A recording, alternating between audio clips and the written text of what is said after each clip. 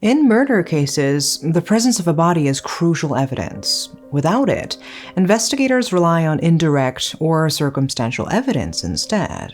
If a body hasn't been found, there's an uncertainty. Is the victim dead or alive? This makes finding even small remains like a bone fragment extremely important for conclusively proving a murder. An unusual case from February 4th, 2015, in a remote village in Hwaseong, Gyeonggi Province demonstrates this. Here, murder charges were filed based on evidence suggesting death, despite no body being found.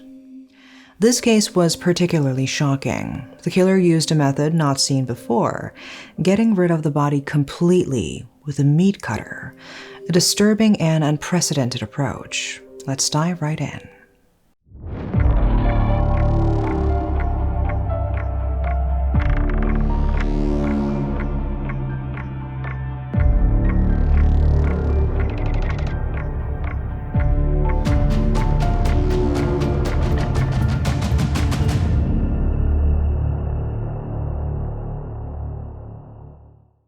Mrs. Park, a 66-year-old widow who had been on her own since her husband passed away 5 months earlier, lived by herself. On February 5th, 2015, a friend from church who was supposed to accompany her to the hospital found Mrs. Park's home oddly quiet. The dining table had cold hotdog, which is Korean pancakes, and rice that was washed but never cooked. No sign of Mrs. Park anywhere. Known for her punctuality, Mrs. Park had lived in the same neighborhood for over 40 years and never missed her daily 5 a.m. church visit. It was very much unlike her to miss an appointment or a church service without letting anyone know. Worried, her son asked around about her and eventually reported her missing to the police. CCTV footage showed Mrs. Park getting off a bus at 8:20 p.m. on February 4th, likely heading home. This suggested her house was the last place she'd been. Mr. Kim, who had rented a part of Mrs. Park's property for 15 years, was questioned about her disappearance. His response was defensive and unhelpful, which was strange. On February 8th, the situation escalated when Mr. Kim actively interfered with the police's efforts to inspect Mrs. Park's house, especially the area he rented. His behavior became even more suspicious the next day when a fire, suspected to be arson, broke out in the part of the house where Mr. Kim lived.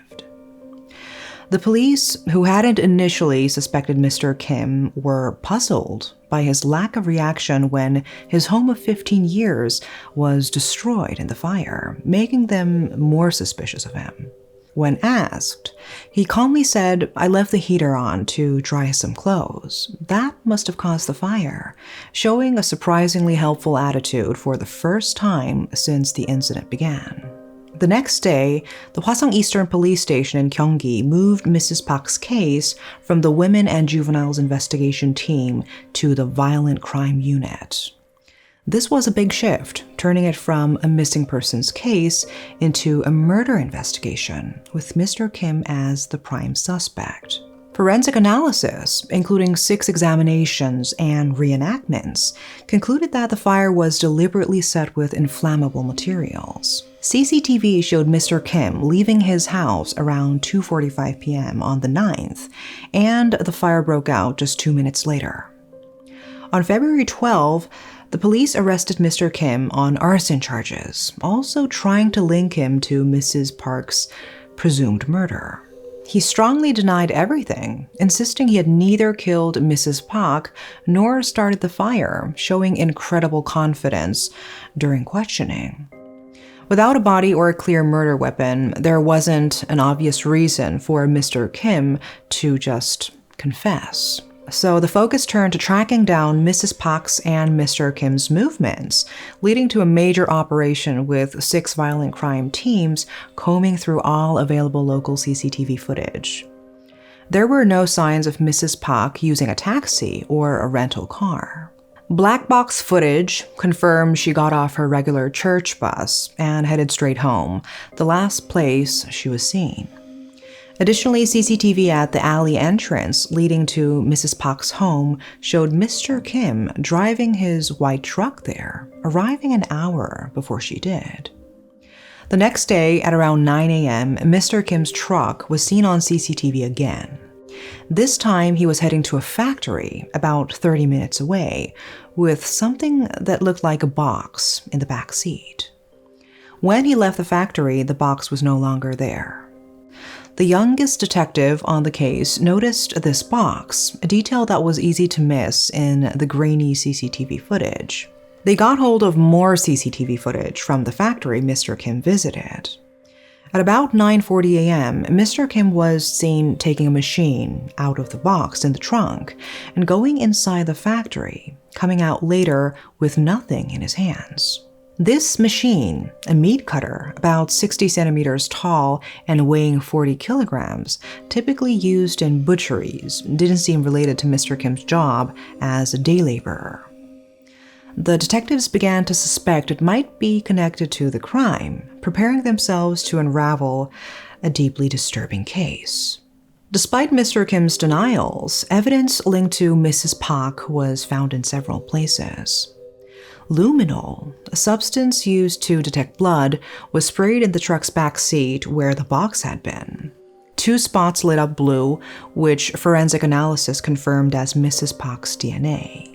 Even more compelling, Mrs. Park's DNA was found in the factory where Mr. Kim had left the meat cutter, both on the spot where the machine was placed, and, shockingly, on a wooden log he claimed to have used to test the cutter.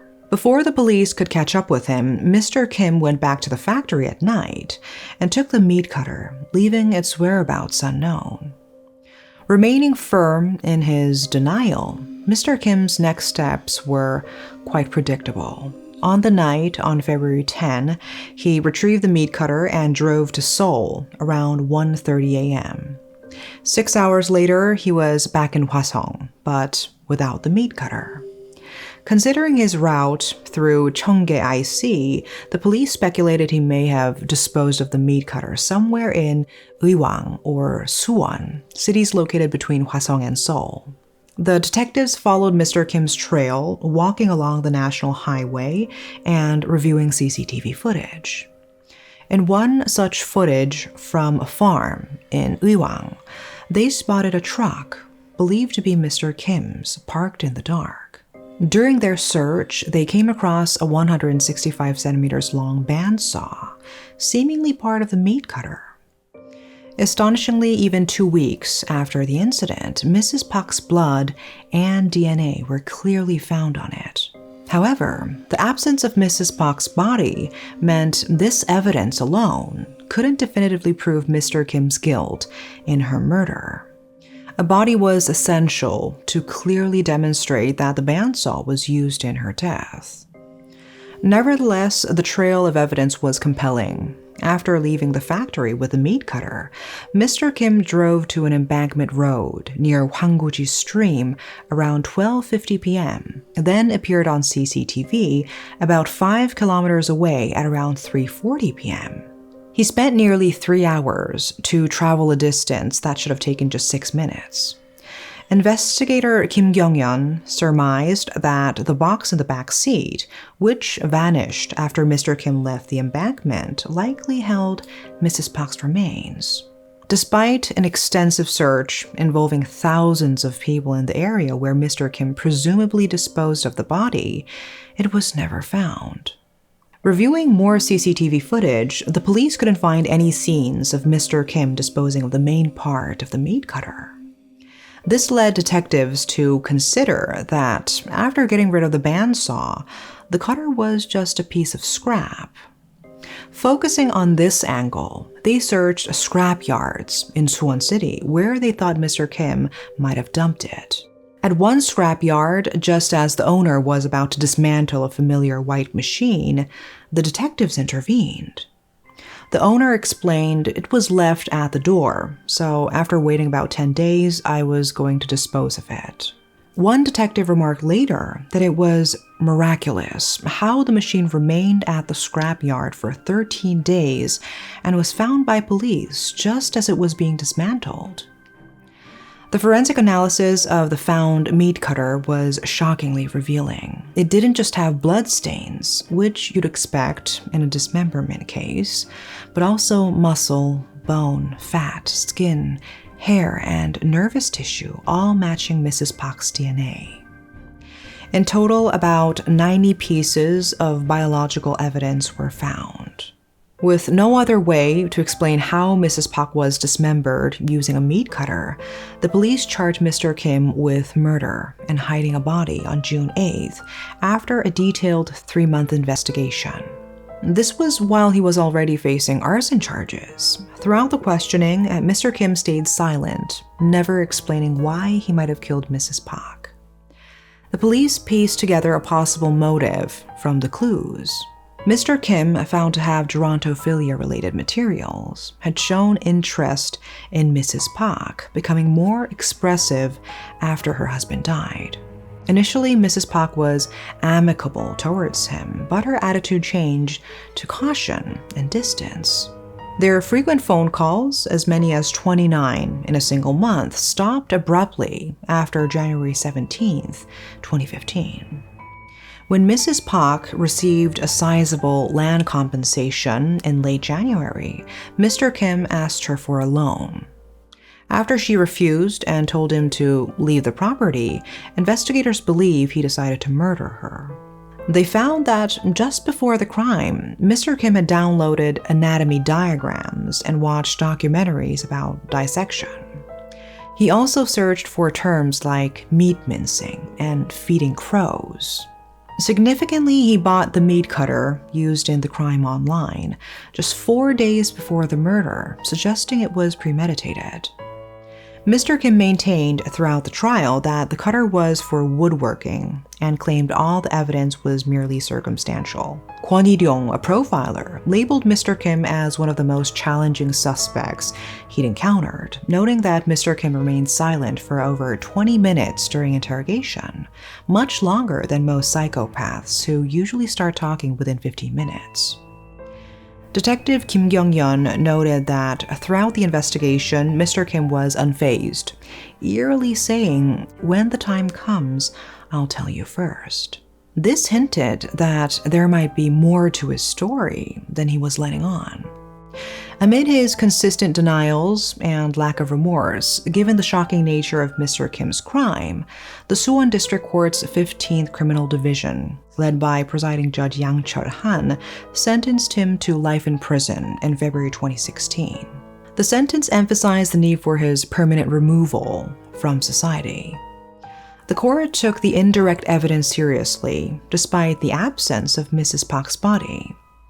It was significant that Mr. Kim was in the annex near the main house around the time Mrs. Pak presumably died. Bloodstains found in the annex and the truck, especially where the fire had erupted shortly before the forensic examination, were crucial pieces of evidence. Moreover, the discovery of Mrs. Pak's blood, fat, and skin on the meat cutter, bought just 4 days before the murder and later found discarded, was seen as definitive proof of the murder. Mr. Kim challenged the verdicts in both the first and second trials, but on December 29th, the Supreme Court confirmed his life sentence. He is now serving that sentence.